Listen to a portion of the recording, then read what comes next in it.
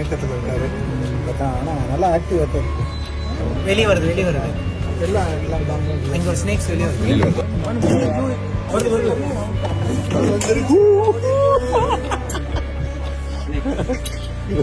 Snake Babu.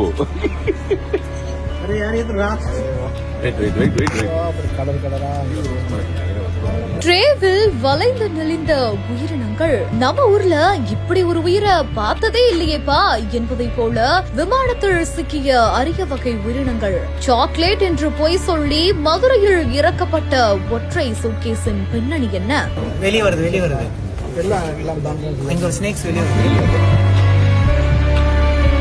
இலங்கையில இருந்து மதுரை விமான நிலையத்துக்கு வந்த வேலூரை சேர்ந்த பயணி ஒருத்தங்களோட உடைமைகளை அங்கிருந்த அதிகாரிகள் பரிசோதனை செஞ்சிருக்காங்க. அப்ப அவர் வச்சிருந்த ஒரு சூட்கேஸ பார்த்த உடனே அங்கிருந்த அதிகாரிகள் அதிர்ச்சி அடைந்திருக்காங்க.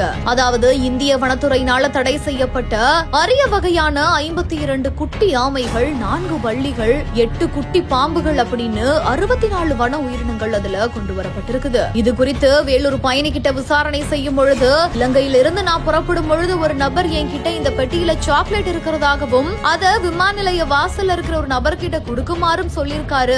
அதனாலதான் இந்த சூட்கேஸ நான் கொண்டு வந்தேன் அப்படின்னு சொல்லிருக்காரு. இந்த சூட்கேஸோட பின்னணி என்ன, இதை எதற்காக இவங்க கொண்டு வந்தாங்க அப்படின்ற அடுத்த கட்ட விசாரணை இப்போ நடந்துகிட்டு இருக்குது. இந்த ஒரு அரிய வகை உயிரினங்களை நீதிமன்றத்துல ஒப்படைக்க நடவடிக்கையும் எடுத்துட்டு வருது.